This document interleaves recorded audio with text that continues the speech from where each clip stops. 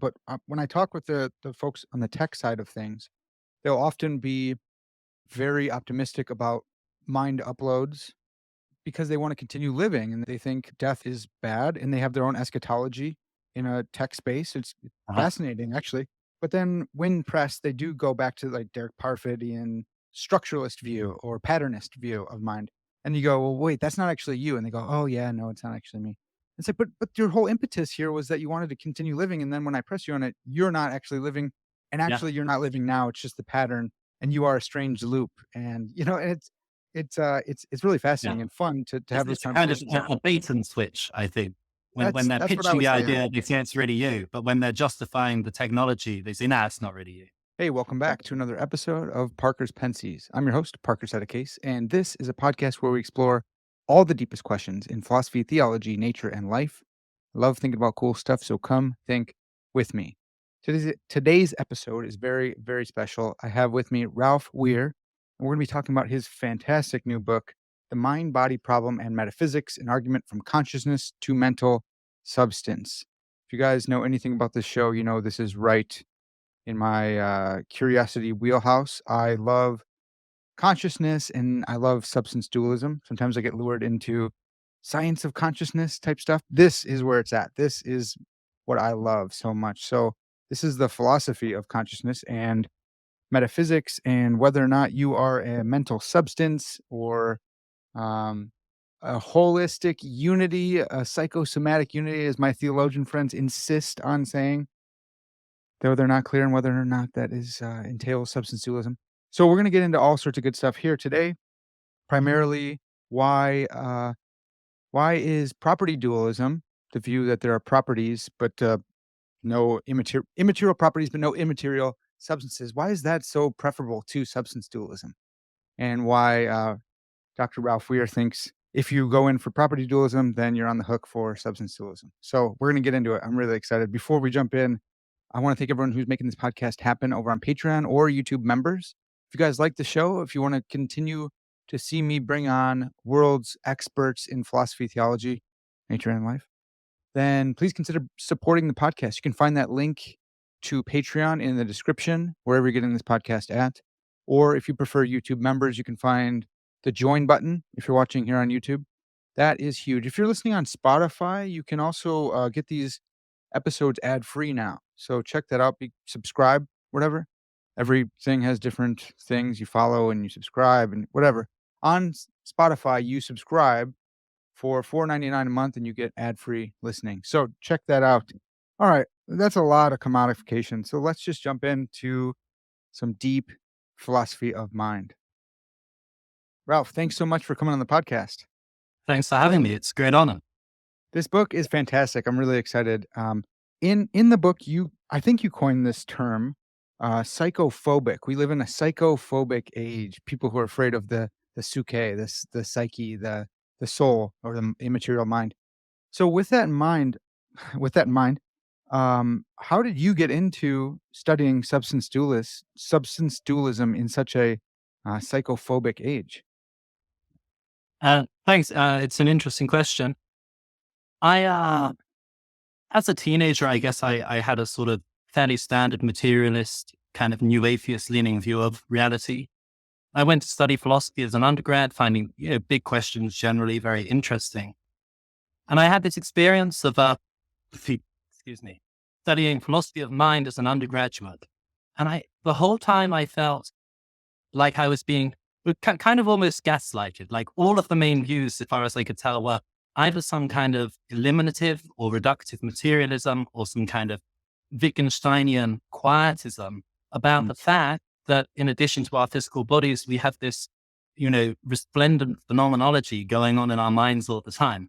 And I couldn't quite believe anyone, not only took these views very seriously, but didn't even give any attention to the alternative views that had dominated, so far as I could tell, for most of history, according to which there's some very fundamental extra thing present, the soul, the mind, or whatever it is.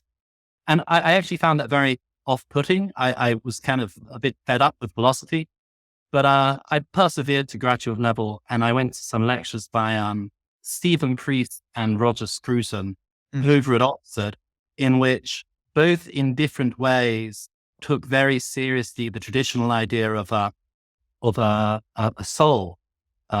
Scruton's lecture was called something like Neuroscience and the Soul. I think he wanted to call it Neuro-Nonsense and the Soul, but they wouldn't let him. They thought it was too offensive to science. And Steve Reed's lectures were called Philosophical Questions, Theological Answers. That made me realize, maybe you're allowed to take this stuff seriously. And from then on, I decided, right, I'm gonna try and crack this problem. We'll try and give substance dualism, or the idea of the soul, a fair intellectual hearing. That's fantastic. That sounds like Scruton. I really love Roger Scruton, Sir Roger Scruton, and sometimes I get slack from that from American graduate students who are like, Roger Scruton, not a serious. And it's like, man, if you read some of this, he's a pretty serious thinker. I'd love to ask you about that later, but he's got this like cognitive dualism that I can't really understand. That I think might be property dualism, but we can go into that later. I wanted to ask, what'd you do your I don't know, it's probably not a dissertation over there. It's probably a thesis. But what'd you do that in? And then can you fill us in? Where'd you go from there? Where are you doing your work at right now? So I did my when I met Stephen Priest and Roger Scruton, that was as a graduate master's student, and I wrote a B.Phil thesis at Oxford on the interaction problem in particular. Then I did my PhD at Cambridge with Tim Crane, and that was essentially the foundation for the book, The Mind-Body Problem and Metaphysics. I think the PhD is called Metaphysics and the Mind-Body Problem. I could never remember which way round I intended those to go. The PhD, it's like it almost the same text, except it has a bunch of ultra technical chapters setting things up at the start, which Dean Zimmerman advised me to just cut out and get to the more interesting stuff with her. And then whilst I was writing that, I started working at the University of Lincoln, which is a very, very young university in the East Midlands in England. It's kind of maybe 20 years old, and very excitingly, they decided to start a new philosophy faculty there. And I was lucky enough to be one of 2 or 3 people right in at the beginning. And now I'm a permanent member of faculty there, although at the moment on research leave for a year, currently a visiting researcher at the University of Warsaw.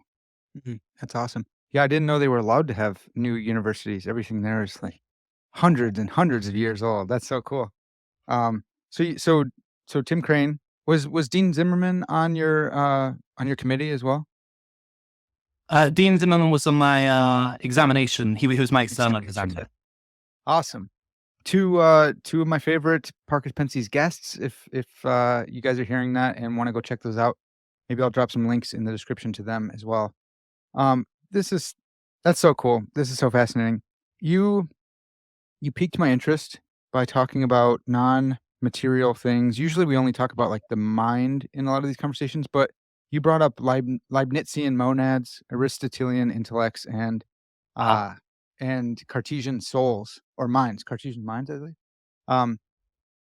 Do you think Leibnizian monads, like, would you count that as being a form of substance dualism, and likewise with Aristotelian intellects? Do those count? It's a great question. So starting with Leibnizian monads, I think Leibniz's idea of monad is roughly the idea of an immaterial mental substance. He has some pretty idiosyncratic things to say about what it means for something to be a substance, and there are some complications to get into that. I wouldn't call Leibniz a substance dualist because on his official view, as I understand it, he thinks there are only monads, and therefore he's really an idealist. I actually think Leibniz is fairly straightforwardly an earlier Russellian monist. Really, we should say Russell's a Leibnizian monist. That's right. He'd read Leibniz. He knew about this stuff. But the book and my own interests are principally geared towards reviving the idea of an immaterial substance or soul. And so idealism or substance dualism are both compatible with that. As for the case of Aristotle, it's of course highly complex and hotly contested. My own opinion is it's completely clear, or as clear as one could ask, as clear as Aristotle ever is, that he thinks that the intellect is an immaterial substance, at least in the sense that it's definitely immaterial and it can survive without a physical body. So he clearly makes room for that in De Anima, and he seems to talk about it explicitly in the Metaphysics. And most ancient interpreters of Aristotle just took it for granted that that was his view. It's importantly distinct in its details from Plato's view, but nonetheless continuous with it. And Right. that's definitely true of later Aristotelians, Aquinas, and so on. A lot of Aristotelians take issue with that interpretation. I think that's because they're influenced by contemporary psychophobia. They don't like the idea that this guy they admire thinks there's an immaterial, substantial mind or soul or intellect.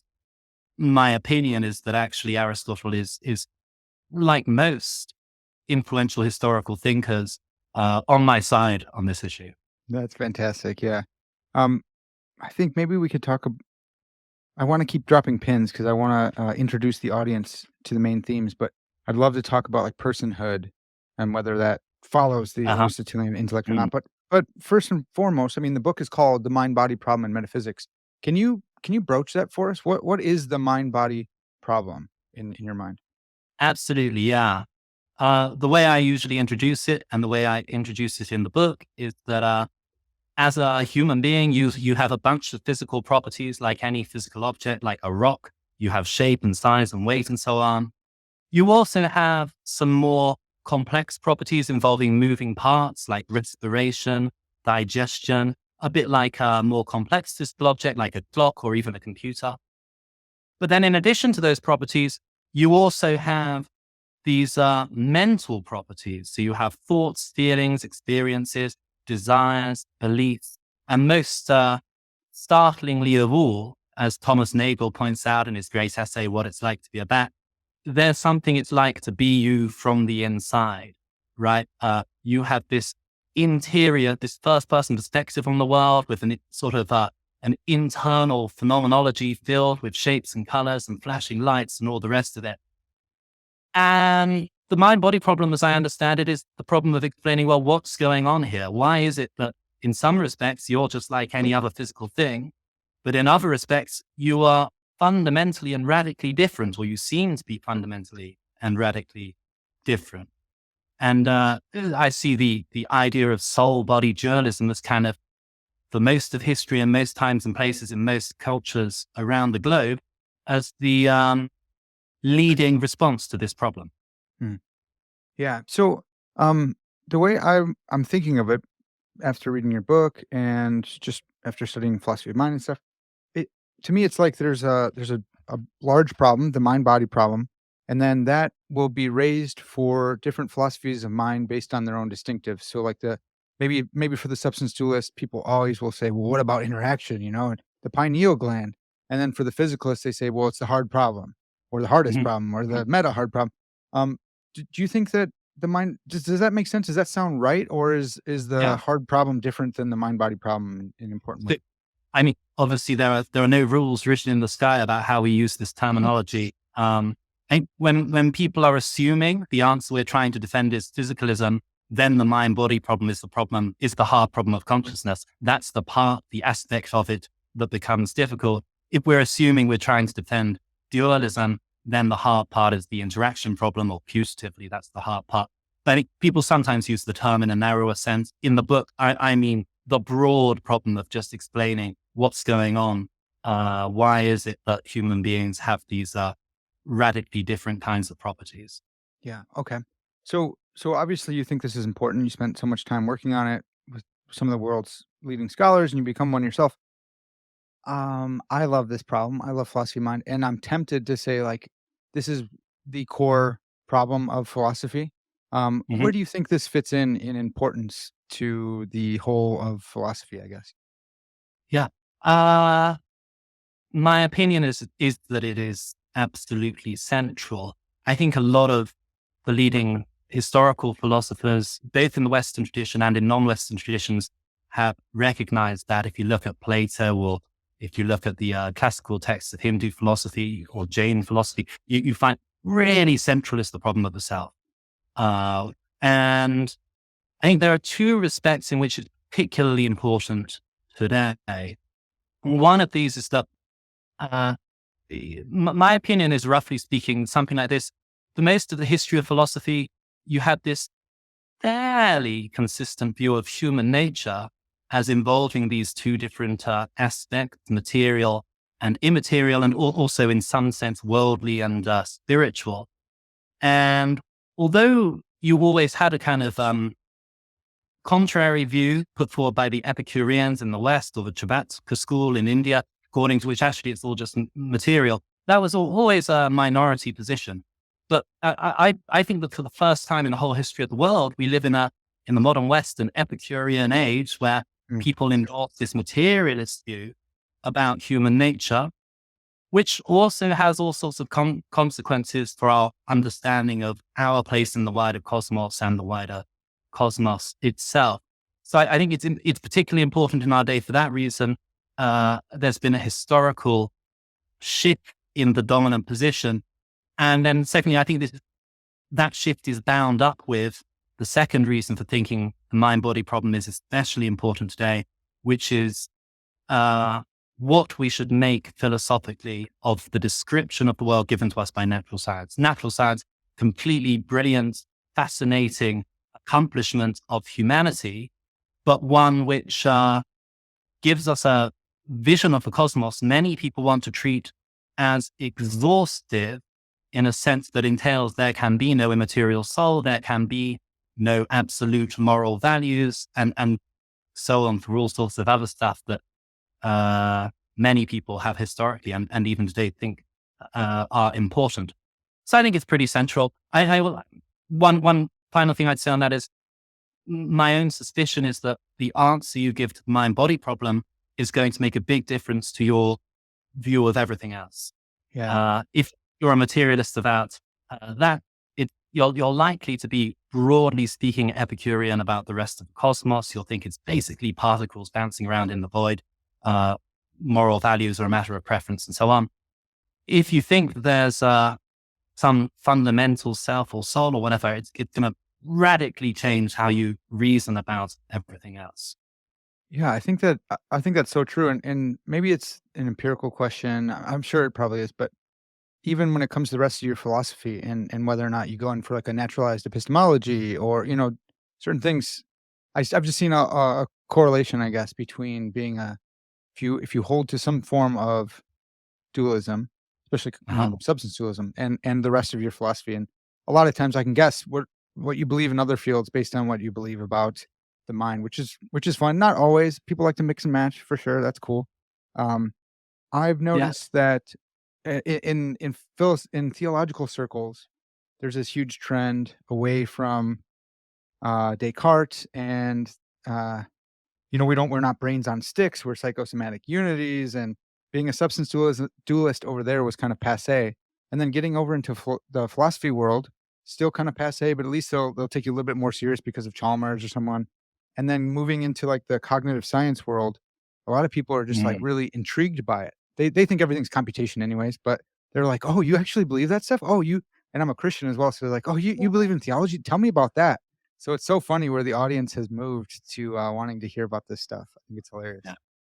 Yeah. I think it's a nice thing about defending the idea of the soul is that it's a really ecumenical position to take, because everyone's going to hate you, whether they're like Christian theologians or whether they're naturalistic natural scientists, or they're clearly proponents of multiple otherwise highly divergent schools in philosophy: Wittgensteinianism, deconstruction, Quinian, naturalism, and so on.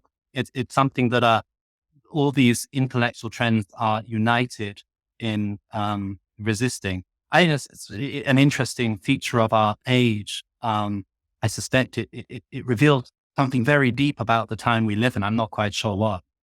Yeah, totally.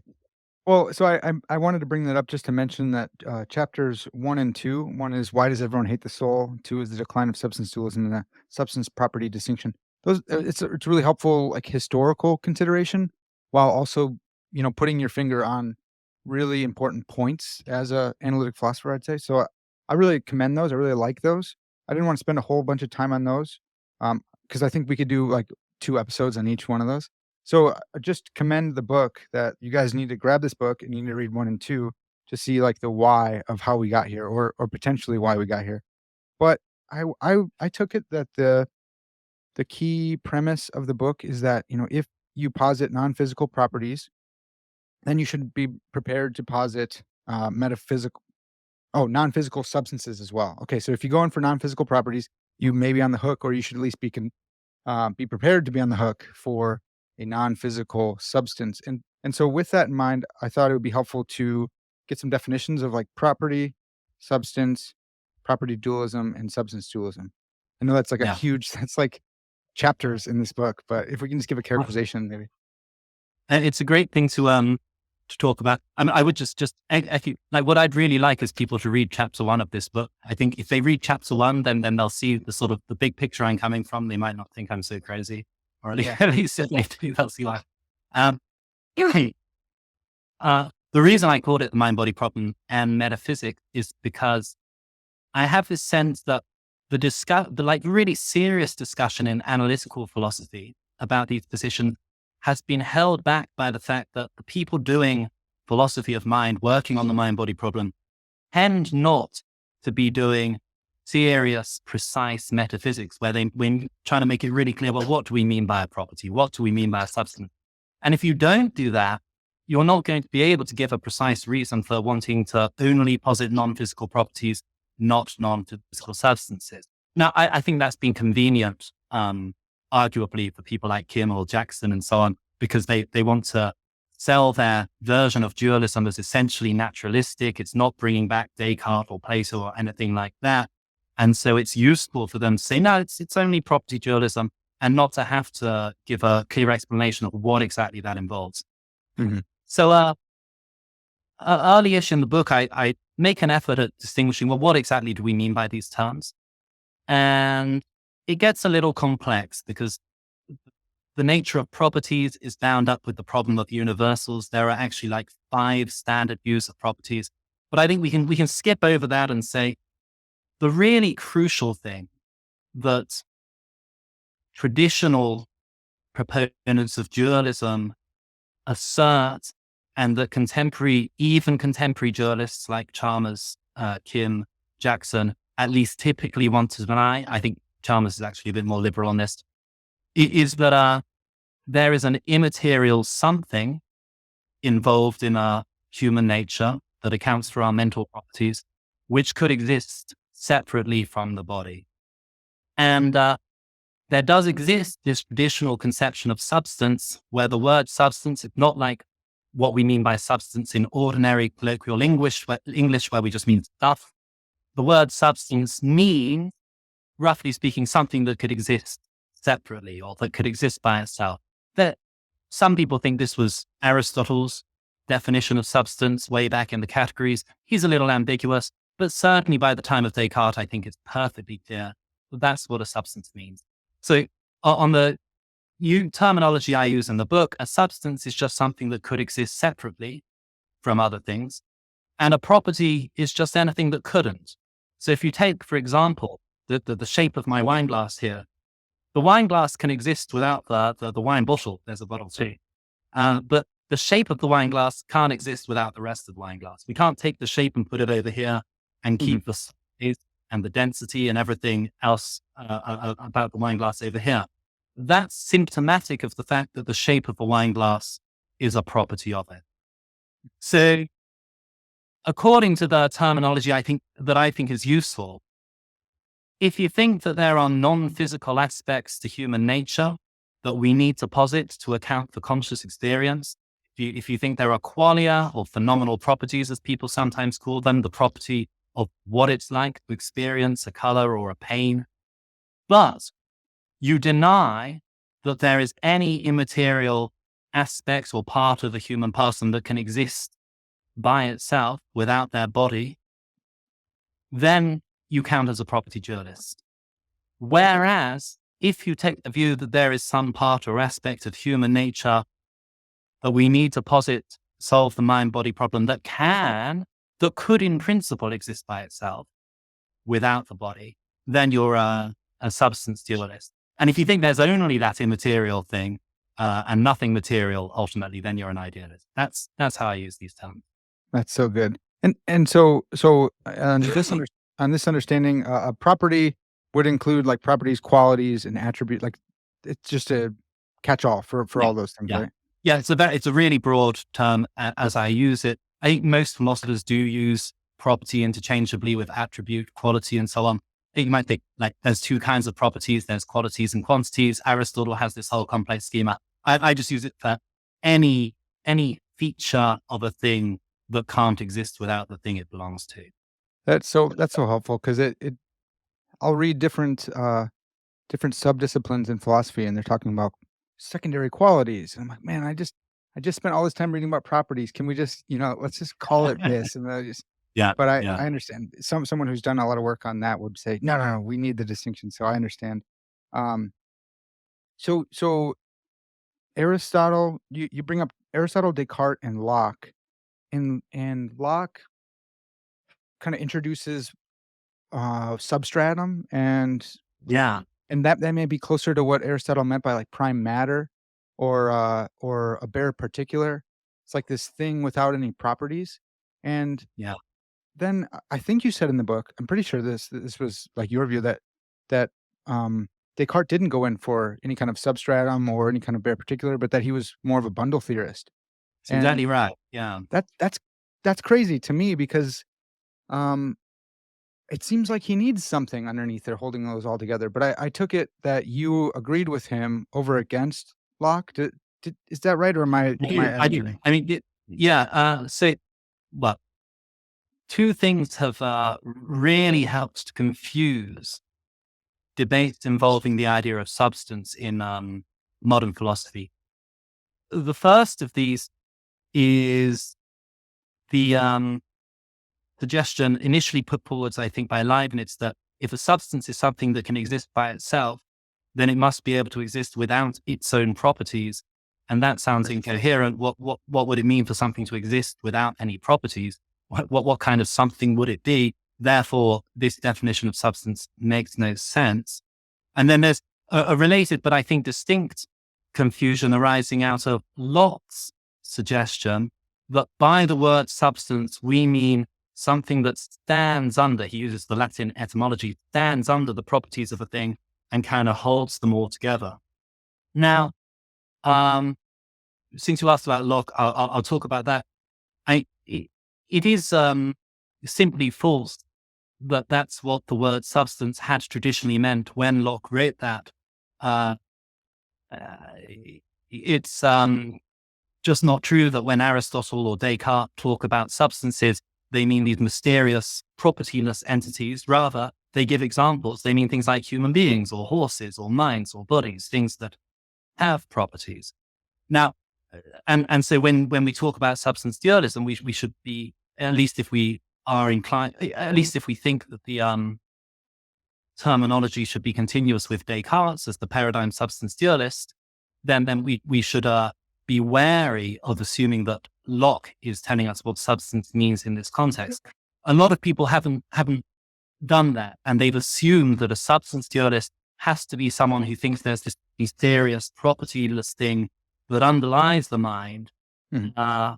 rather than that there's just an immaterial thing that can exist separately. Now, you said it sounds crazy to you that Descartes is a kind of bundle theorist. I'd say a couple of things about that. One important clarification is that people use the term bundle theory in two slightly different ways. Sometimes when they talk about a bundle theorist, they mean someone who thinks that any substance in the traditional sense, which means roughly an object that can exist separately, like a wine glass, but not like the size of a wine glass, any substance is a bundle of properties in the sense that those properties are more fundamental than it and could exist separately from it. It's kind of a swarm of properties. Uh, Would you say that's now, Hume? Would Hume yeah, be represented by that? Okay. so Hume's idea that the mind is a bundle of perceptions is rightly described as a bundle theory in that sense. Hume actually thinks those individual perceptions could all exist separately from one another. He's very Yeah. explicit about this. And he's actually quite clear. He says, And therefore, in Descartes' sense of the term, they are substances. Well, he doesn't say Descartes, but in the sense that he definitely takes from Descartes things that can exist by themselves, they're substances. Now, Descartes definitely isn't a bundle theorist about substances in that sense. It wouldn't make any sense to suppose he was. Descartes is a bundle theorist simply in the sense that he thinks once we've analyzed the substance into its principal attribute, that basic property of which all the other properties are modifications. So for mind, thought, for body's extension, Yeah. and into all of its particular modifications, the thoughts I'm having now, or the particular shape of the wine glass. Once we've done that, we've exhausted everything there is there. Now, so some people think the principal attribute for Descartes serves in a kind of analogous role to prime matter for Aristotelians who have prime matter, or the substratum from Locke. Yeah, there might be something to be said for that. But insofar as it's counted as a property, there are only properties. Descartes puts this in one of his letters. He says, the substance just is the sum of the attributes, or something along those lines. Okay. Okay. So that makes more sense. I'm so glad that you helped me distinguish that from Hume, because that is the direction I was going. So this is super helpful. And I understand now why Descartes would do that, especially with the role that thinking plays in his philosophy. Uh-huh. But I wonder about individuation, your thinking versus my thinking.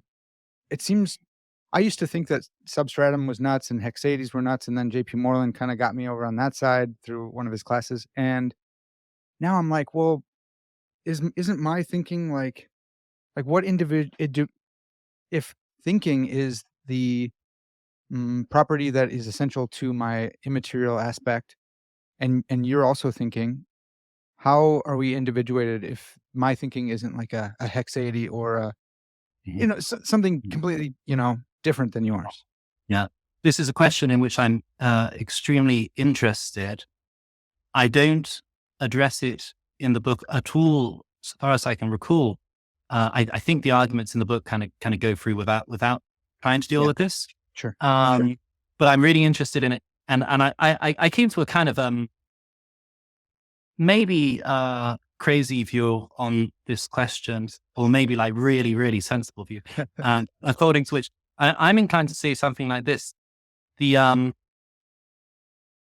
one mistake, it seems to me, in much of the history of philosophy is to suppose that abstract entities, which is to say entities that aren't instantiated either in space or in time, in the causal order of the world, like numbers according to many people, Platonists and so on. It's often supposed that abstract entities are all universal. They're things like redness or justice, or circularity. It seems to me actually that abstract entities ought to be regarded as including particulars. So there is that abstract entity, which is the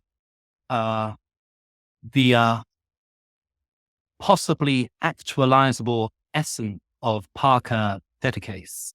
Mhm. And likewise Ralph Stefan Weir, and likewise David Hume, and so on.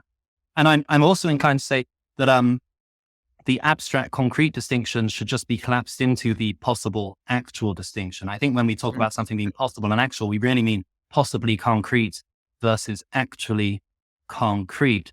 Now, one day I'm going to write this really great book where I set out all of this. So it's slightly to my annoyance, having arrived at this view, I realized that the great, sadly deceased philosopher of religion, David Arthur, had a very similar view, and that actually the great metaphysician and epistemologist Timothy Williamson has a very similar view. His view that all things necessarily exist is essentially the same idea as I think I'm getting at. So that's some like kind of complicated, maybe not that interesting background. The short answer is yeah. And I think these, abstract essences that can be concretely actualized serve something like the role of Scotus's Haecceities. I think we are intuitive Haecceities. I think it's really hard to get away from something that looks a bit like Haecceitism the fact that it's this very one does not seem to me to be analyzable in more fundamental terms, and it doesn't seem to be eliminable from a plausible conception of reality. Yeah. That's good. Well, so uh is that what we are? Like, because you can I feel like I can take away, I don't know, you could, some kind of metaphysical physician, uh doctor with a scalpel could, remove this property and that property from me, but if they took away my Haecceities from me, it's like that's where it gets like contradiction in terms. I don't know that. So that I would say like that's what I am, but that what is that thing if it has no properties? How is that me? It's so Yeah. tough to think I mean, of. I'm inclined to say that what you are uh, is of course a concrete entity instantiated in time and at least contingently in space as well. And it may be that part of your Haecceities, your essence, is that you can only concretely exist if you also have some other properties. So it's the one that makes you you. We might, but we only arrive at the idea of it by abstracting away properties without which it could not really be instantiated. I'd be Mm. skeptical that one's Haecceities could be instantiated by itself. Therefore, I guess I'd say one's Haecceities is a property and not a substance. Oh, interesting. Okay. Okay. I like that. I think of, maybe this won't work for you, but like in The Sims, there's like this green thing that hovers over you, Yeah, and yeah, that yeah. is what I I remember. think that in my head, that's just what came That's the to mind. Haecceities. Yeah, we all have a little diamond over our head. That's the Haecceities. It's like a property saying that we do exist, concretely, perhaps. This all is super fascinating for me when it comes to questions of like, uh, existing in God's mind, or God having the idea of you in mind prior to um, Uh-huh. making it concrete, or these ideas of Molinism and stuff. So I just want to flag that for the audience that this is really cool stuff for a lot of different philosophy of religion type stuff as well. Man, I caught your cough. Now I'm coughing here too.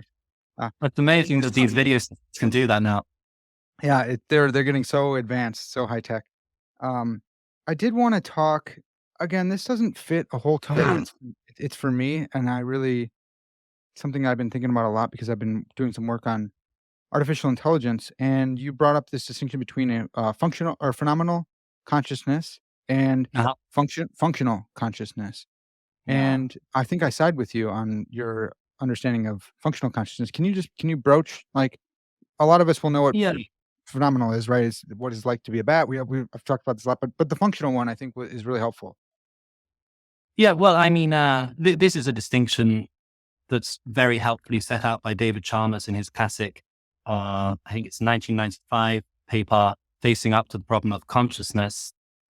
Uh, by functional consciousness, we mean responding for something to respond to its environment in a way that takes account of the stimuli present around it. And there are lots of specific ways in which human beings are functionally conscious. So, for example, if we can see that there's some delicious food across the room, we might go over and eat it. That's responding to our environment in a sensible way. If we see there's a saber-toothed tiger coming to attack us, some of us will run and others of us will try to strangle it or something. This is all, it's responding to stimuli in your environment.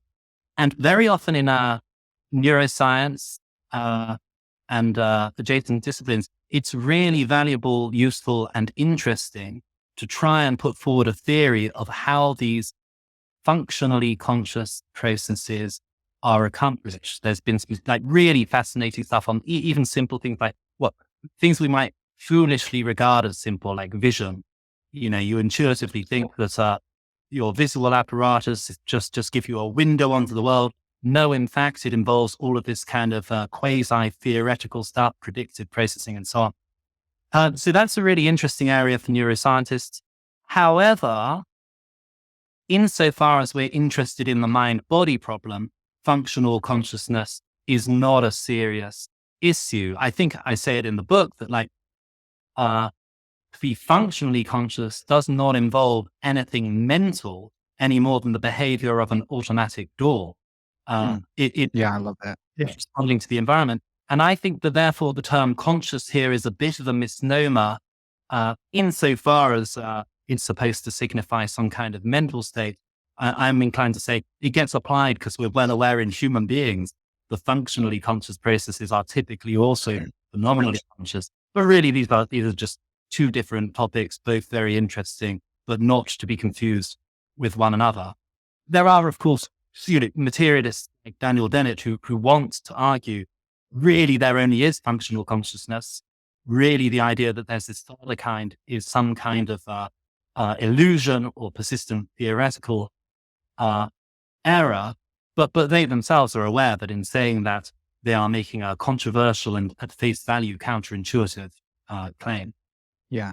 Well, I thought that was so helpful because that brings us to just a distinction that you made between types of materialists, a casual materialist and an informed materialist. And I I think of like a Roomba. You talked about automatic doors, which is even better. But we say a Roomba. We act like it is we act like it's a thing. Depending on your mereology, it may not even be a thing. But we act like it's this thing that is functionally conscious, and we kind of use that terminology. And a lot of us have let people use that terminology, and then they turn back around, like in the Dennett fashion, and go, "Oh, so you too, and me too, and all of us." And it's like, well, no, this was a we let you use this terminology in order to say something interesting about artifacts, but then don't come back and make me into an artifact because obviously if you present all sorts of arguments that I'm not conscious, I can't believe those.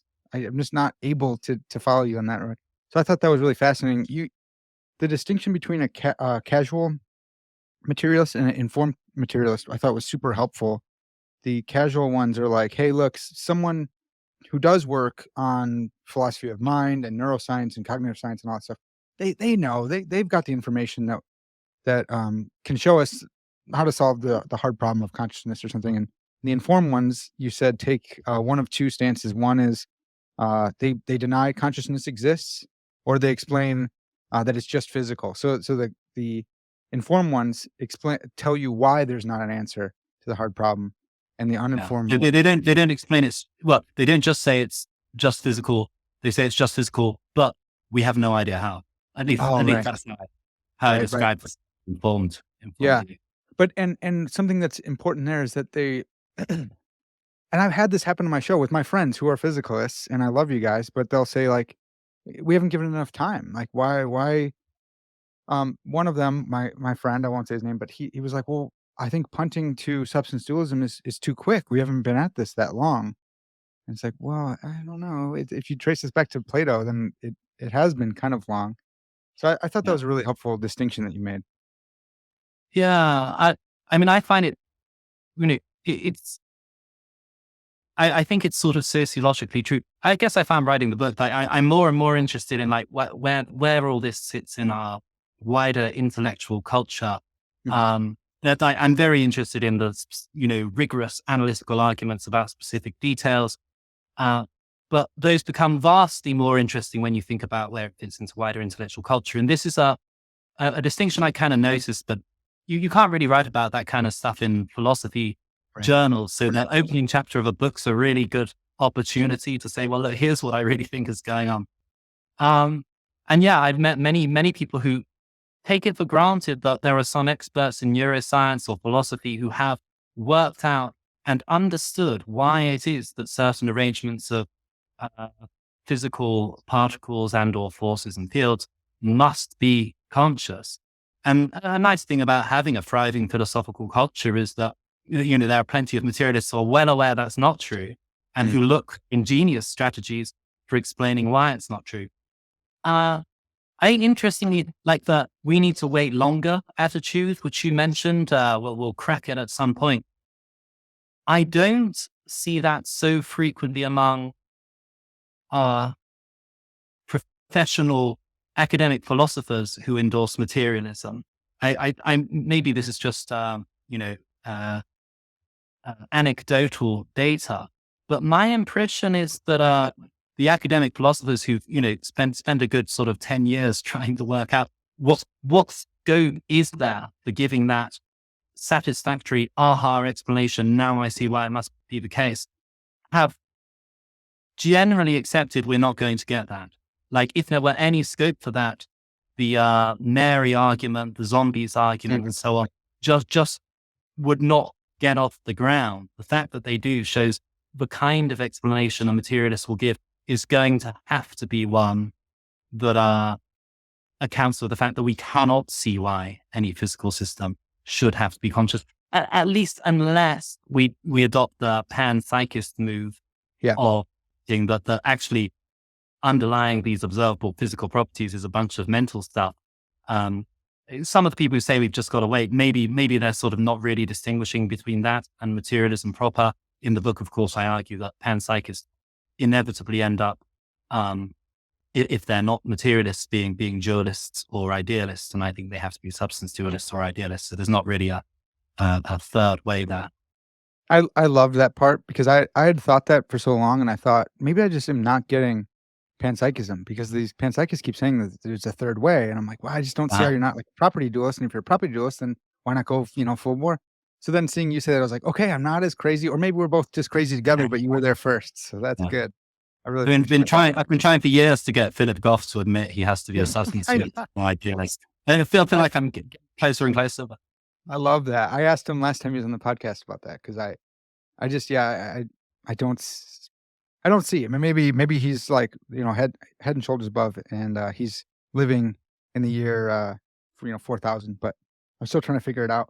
I mean, he is. I mean, in my opinion, he's one of the great minds of our age, and it's a huge honor to get to occasionally chat with him about this stuff. But he is completely wrong about that particular issue. It's good. I'm so glad. Yeah, that's great. I hope that he listens to this. I think he probably will.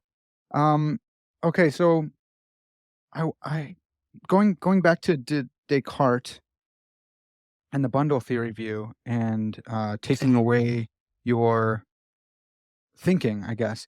I wonder, do you think that a weird criticism of Descartes is that like, I think therefore I am. So when you're not thinking, you don't exist, right? And it's like kind of, it's like the first year philosophy student is like, aha, I've busted you. Or I stink, therefore I am. And it's like, well, no, not quite. You can't do that. But now going back and thinking through it more deeply in the bundle view, I'm wondering, I wonder if it's true. Can you have a non-conscious mind? I know that there's good ways to argue around this. Someone says, well, what about when you go into a dreamless sleep? And someone might say, well, maybe since your brain isn't activated, you are conscious, but you're not encoding that information in memories. So there's different sophisticated ways to get around that. But I wonder, could you have a non-conscious mind? Yeah, this is another of these like extremely interesting questions, which I haven't yet worked on seriously. No, it's great to touch on. I mean, when I was working with Stephen Priest, he would always say, don't bother about refuting the dominant position, write to the new paradigm, right? Fill in the detail, put forward a plausible picture. That's much more exciting. And I haven't quite done that yet, but the next book, maybe I'll try. Yeah. And this is one of the questions that really has to be addressed. I am actually, I'm sympathetic to the idea that I do not concretely exist if I am not undergoing conscious experience. At least I don't want to rule out that idea. Yeah. I'm not sure that entails that there are gaps in a person's experience when they're unconscious. This depends partly on what relationship we think obtains between phenomenological time and physical time. Right at the end, we were talking about Philip Goff, right at the end of his book, Consciousness and Fundamental Reality. It's a really interesting, promising sort of section where he talks about how phenomenal transparency, this principle he uses to generate his view, might entail that we have access to the fundamental nature of time and experience, and it would be useful for the wider metaphysics. That's going to be relevant here. I can't remember where it is, but I once read this essay by another great contemporary philosopher, Howard Robinson, where I think he argued for a view according to which you do not exist when you're not conscious, and then addressed this concern that there are these discontinuities in your experience, if that's so. I'd add some caveats though, like if it's the case that you don't exist when you're not conscious, it only means you don't exist concretely. You still exist in the sense of me and Williamson and David Erford think you exist necessarily.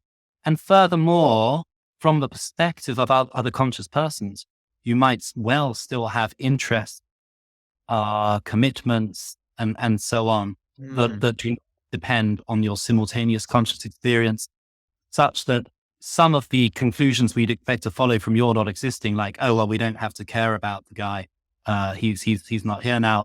Or, oh, well, it's all over. That's not going to follow. Yeah. Yeah, you're like blowing my mind here. That's such cool stuff to think through. And I wonder for the audience who's like, why did you even bring that up? I'm wondering about like the artificial intelligence conversation where people Yeah. refer to them as having minds, but of course they don't have phenomenal consciousness yet. And it's like, well, okay, so you're committed to this idea that you can have a mind without phenomenal consciousness, but the phenomenologists are probably tearing their hair out right now. And so just bringing that into a fuller conversation of saying why this, what may look like just pure raw speculation, and maybe it is still, has practical import for, public philosophy and for computer science conversations where people throw this stuff around just super willy nilly and trigger me all the time. Yeah. Yeah. I'm very interested in, I think the recent developments in AI have caught many sort of less scientific thinkers off their guard because, Yeah. part of being a bit skeptical of contemporary scientific intellectual culture is to be a bit skeptical of some of the radical predictions that are made about the future of technology. And I think we should hand it to them like GPT-4 and stable diffusion and so on. These are really amazing. And, it's going to be difficult to work out how to demarcate what we think are obviously conscious beings and what we think we have to, for the sake of to avoid making mistake, treat as though they might be conscious being. Now, insofar as people are saying, well, these AIs are conscious but not phenomenally conscious, I think, well, the answer is they're saying they're functionally conscious, and that's absolutely fine. Functional consciousness has no particularly important normative or metaphysical implications. The fact it's functionally conscious doesn't mean you have to give it rights, you have to treat it kindly or anything. I think we should treat ChatGPT kindly just because we shouldn't habituate ourselves to being unkind to something that behaves a bit like a conscious being, but only for that reason. Yeah. I do think there's a real question about whether, although I'm inclined to see the conscious mind as something fundamental and distinct from, and I'm inclined to say more fundamental than the physical world, which I'm inclined to say is, a model generated by out of the contents of conscious experiences and not actually a fundamental description of reality. Even so, I'm sympathetic to the idea that it may be that certain arrangements of matter correlate necessarily with or causally bring about the existence of conscious experience. Mm-hmm. Right? I kind of think that if you get a sperm and an egg together, they'll develop in a certain way that will result in a conscious mind. And, we're confident that there's a correlation there. We're not quite sure why it happens. Therefore, it doesn't seem to me, even if you're an idealist or a substance dualist, that you can wash your hands of the worry, well, what about when computer programs get sufficiently sophisticated that they can mimic the behavior of conscious beings? What good grounds do we have to say they're not conscious? And I don't think we'll have the same grounds to say they are conscious as other human beings, because we know other human beings and other sentient animals develop out of the same evolutionary tree, the same massive biological history that we did. And that gives us extra reason to suppose it'd be pretty weird if I were the only conscious one. Probably if I had, the others are too. But nonetheless, I think there's a really serious problem there. And I'm actually, occasionally it worries me. I think, I'm not sure I'm not sure we're going to really know what to do about it when we have AIs that are more or less indistinguishable from conscious beings. I also think, well, one other thing that interests me here is transhumanism, the idea that maybe we could upload our minds onto computers. And I'm writing I got invited to a transhumanist conference once and wrote a paper on it. And then since then, I keep on finding myself having to write papers about transhumanism for various issues and things. I'm writing the fourth or fifth now. And I do think, irrespective of whether artificial intelligence can be phenomenally conscious, I do think we have very good reason to be skeptical of the idea that we could live indefinitely by uploading our minds onto computers. There's a sort of complicated argument for that, but in short, I think the reason for wanting to upload your mind presupposes that personal identity is this very fundamental, important thing that we should value, the kind of thing that seems to entail a soul, and perhaps a Haecceities is kind of nucleus of that soul. But if that's the case, then there's really no reason to suppose that scanning and destroying your brain and implementing the same computational processes, if the brain is computational, in a computer is going to result in you waking up with a computer for a brain. Whereas, what transhumanists often say is, well, look, we adopt the Parfitian view of personal identity. It's really just a matter of these patterns, these continuities of causation and resemblance. Well, if that's the case, then yeah, sure, scan and destroy your brain, upload the computational processes on a computer. That if there's a person who wakes up with a computer for their brain, they are the most continuous person with you, and therefore we can call them you, we can count them as being the same person as you, but only because on that revisionary Parfitian view of personal identity, to say that something is the same person as some earlier individual is merely a manner of speaking that tracks certain continuities. And as Parfit himself points out, not something that you could rationally care about, not something that could satisfy your desire to survive and go on living. Sorry, that was kind of a mini lecture in response to your question. That was fantastic. You touched on so many things that I've been thinking about. I've seen, again, this is probably, an empirical thing. It is, but maybe it's anecdotal. But when I talk with the folks on the tech side of things, they'll often be very optimistic about mind uploads because they want to continue living, and they think death is bad, and they have their own eschatology in a tech space. It's fascinating, actually. But then when pressed, they do go back to Derek Parfitian structuralist view or patternist view of mind. And you go, well, wait, that's not actually you. And they go, oh yeah, no, it's not actually me. It's like, but your whole impetus here was that you wanted to continue living. And then when I press you on it, you're not actually living. And actually you're not living now. It's just the pattern, and you are a strange loop. And, and it's really fascinating and fun to have this kind of a bait and switch, I think. When they're pitching the idea, they say it's really you. But when they're justifying the technology, they say, nah, it's not really you. That's right. Right. Yeah. And so I like to be the gadfly there and poke at them. Just like I invite them to poke at me as well. When it comes to that conversation of existing without mental property, or without thinking, the property of thinking, I guess. I wonder, I want to get back to your work in the book, because I've taken you down all these rabbit trails, and you've been so gracious to follow me there. But in the book, you give a parody of reasoning argument. If you go in for philosophical zombies, then you should go in for phenomenal souls. What's the terminology you use there? Phenomenal substances, I guess I'd say. Yeah. I don't remember. I haven't read it in ages. Yeah, that's great. So, if you go in for Phil zombies, then you should be on the hook for ghosts or phenomenological Material style. Yeah. And the ghost language at first I was like, oh no, don't do this. Then I saw it was from Phil Goff. Oh, well, if Goff did it, then we can get away with it. So yeah, you can go in for immaterial souls, and then if immaterial souls, and substance dualism. But I wonder about, yeah, right, or idealism.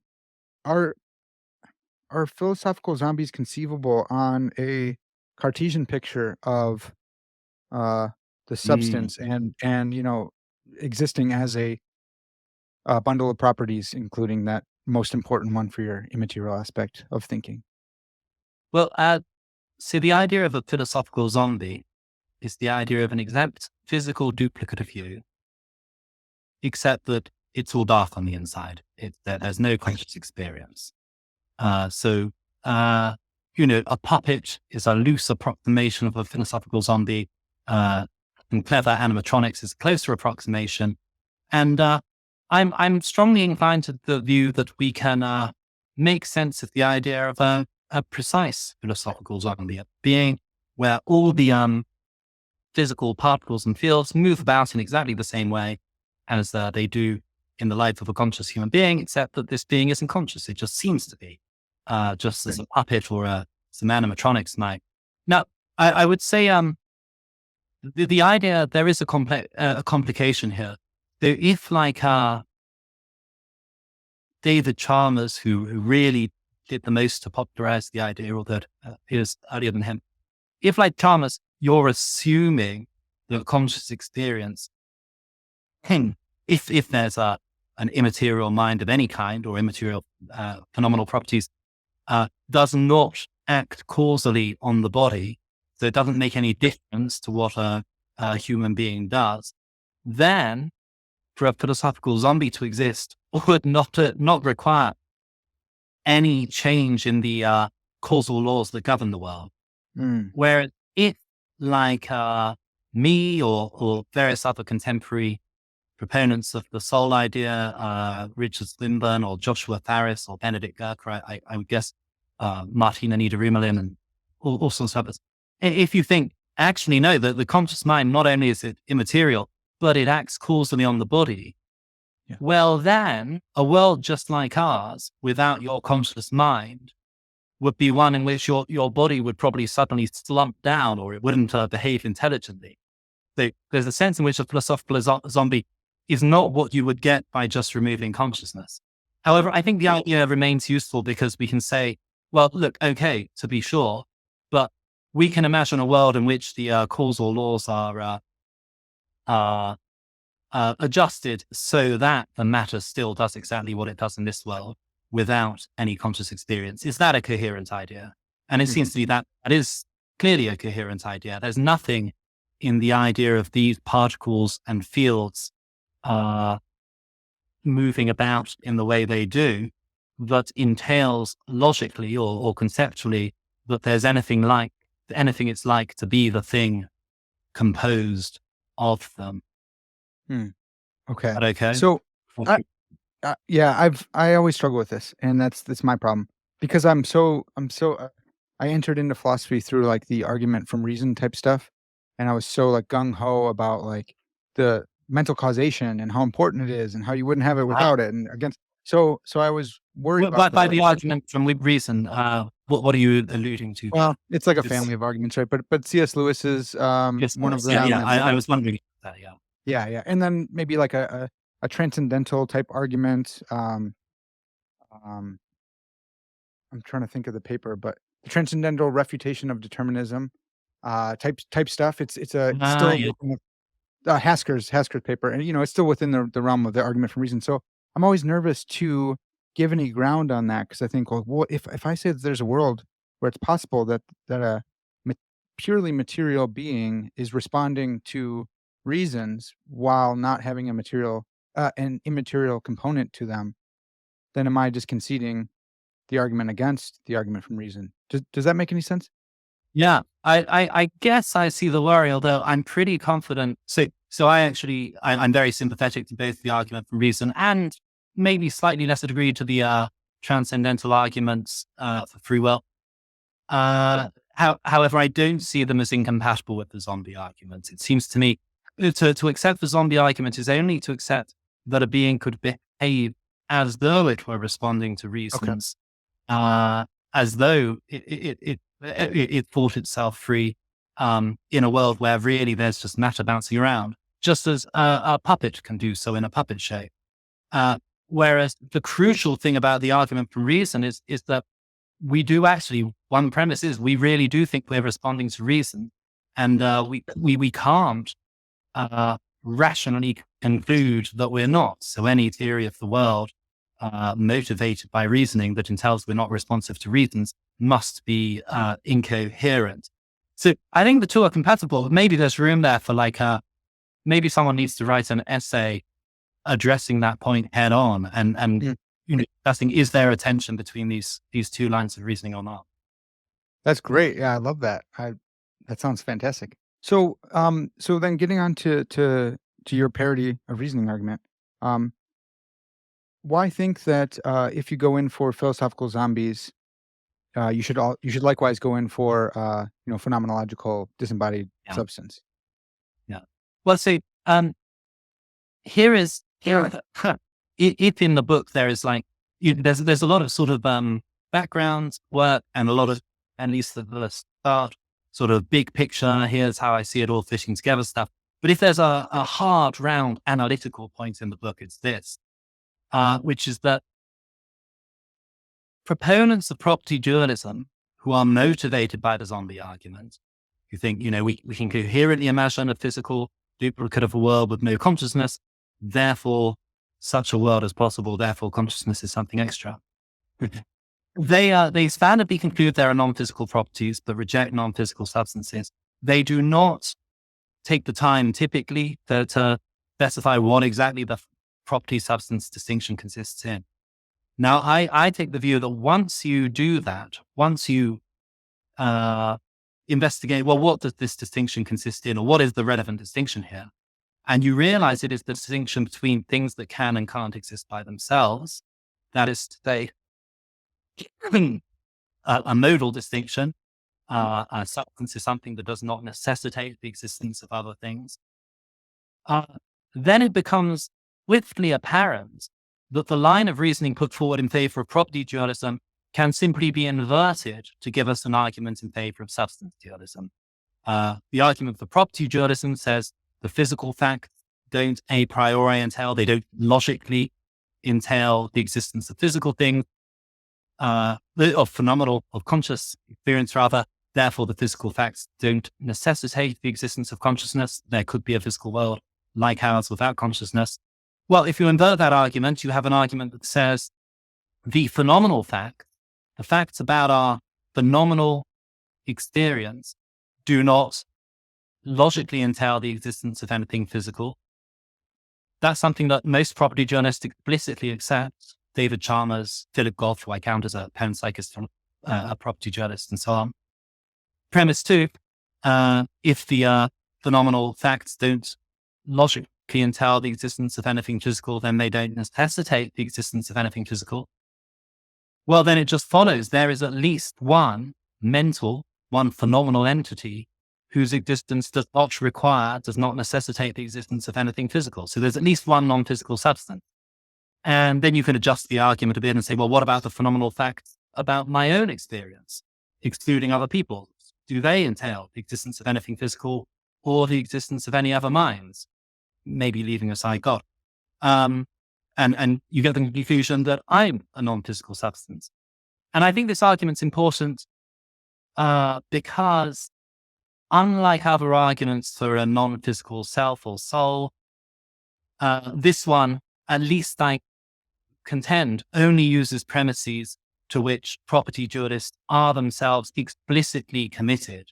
Yeah. So it's not like they can say, oh, yeah, sure, that's an interesting argument, but I'm not sure about it. As a matter of consistency, or as I put it in the book, by parity of reasoning, if they're going to accept the zombie argument for property dualism, they need to accept this phenomenal disembodiment argument for substance dualism. It's not very unlike Descartes' disembodiment argument or Swinburne's disembodiment argument.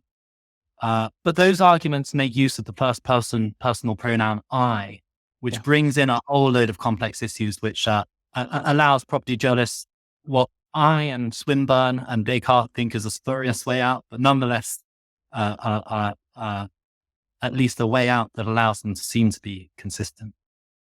Yeah, I like this. I like this that it goes just to some immaterial substance and then to the I, which I thought was really fantastic. I wonder not to jump off it too quick, but something else you bring up in the book about liberal Platonism.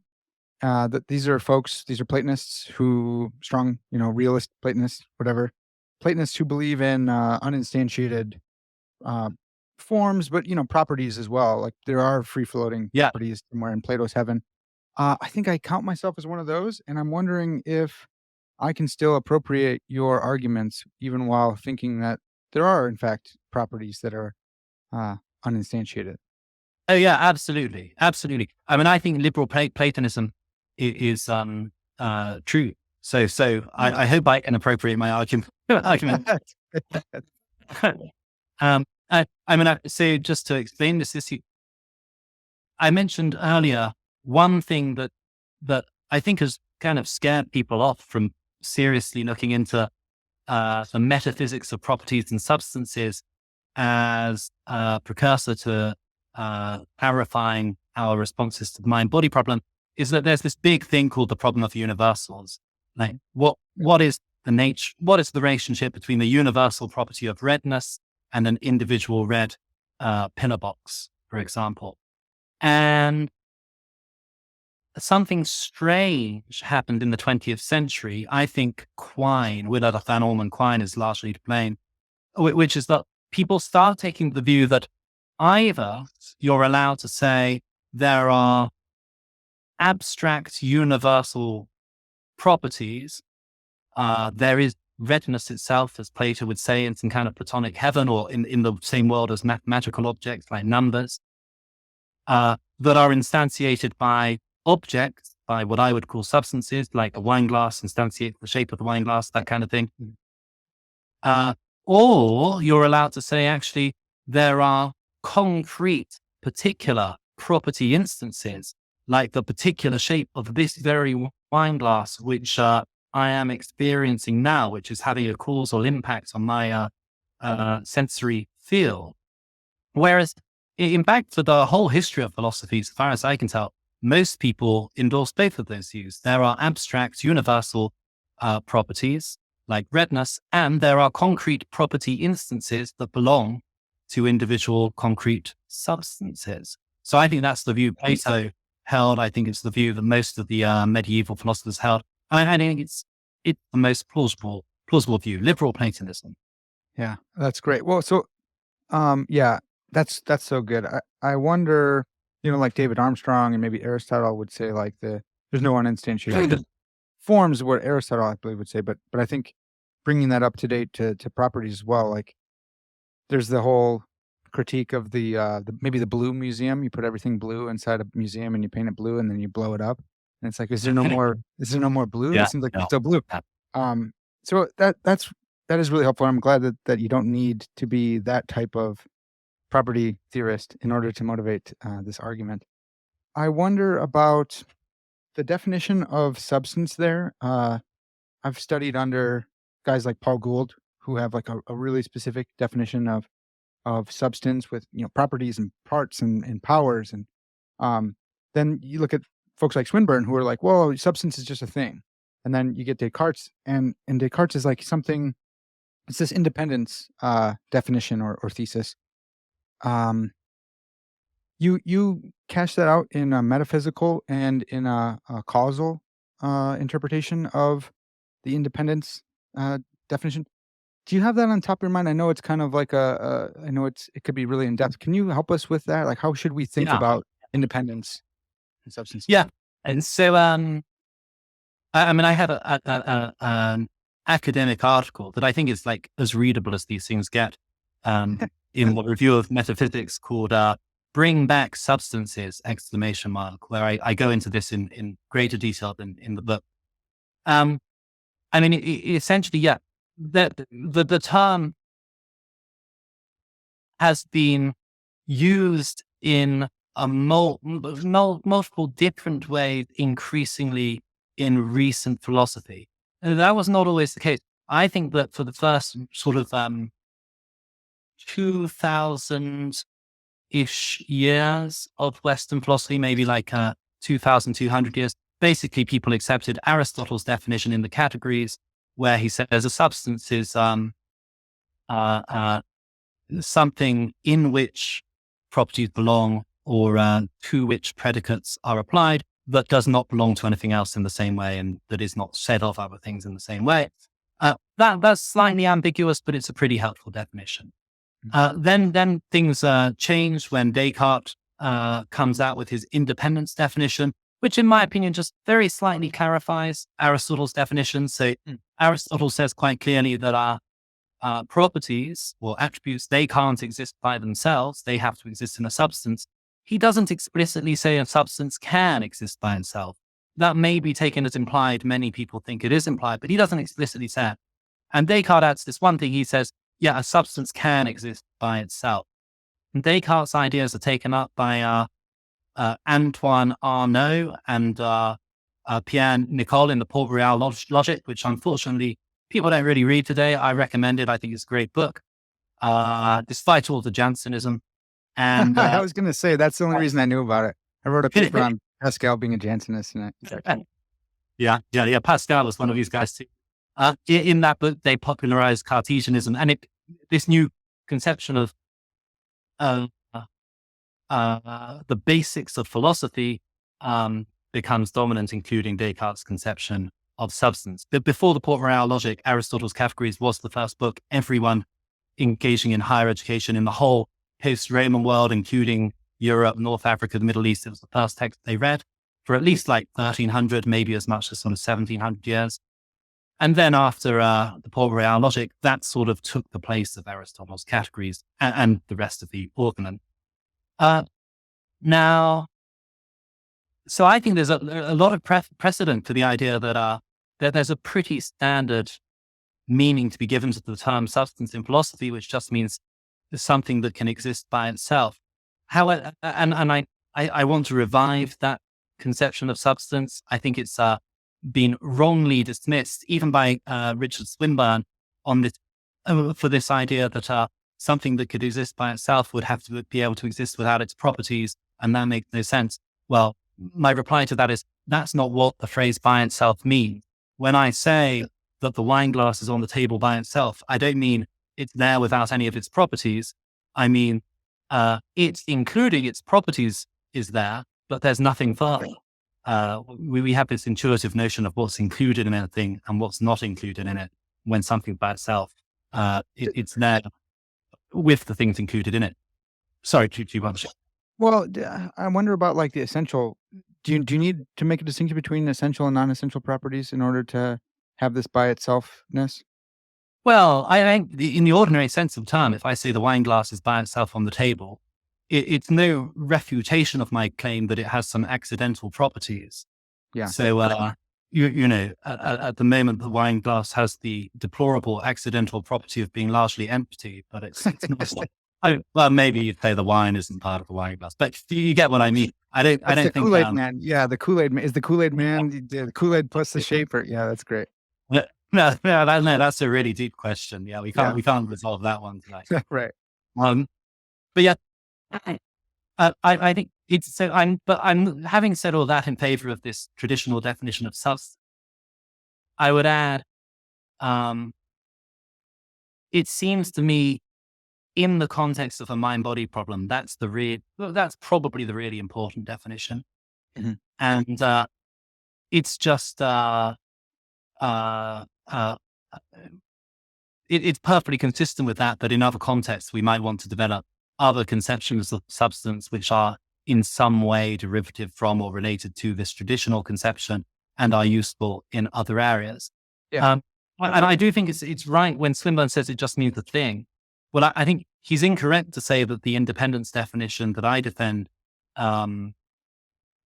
is incoherent. But I think he's right that definition probably does enter philosophy as an attempt to capture our more inchoate, intuitive notion of a thing as opposed to a property of a thing.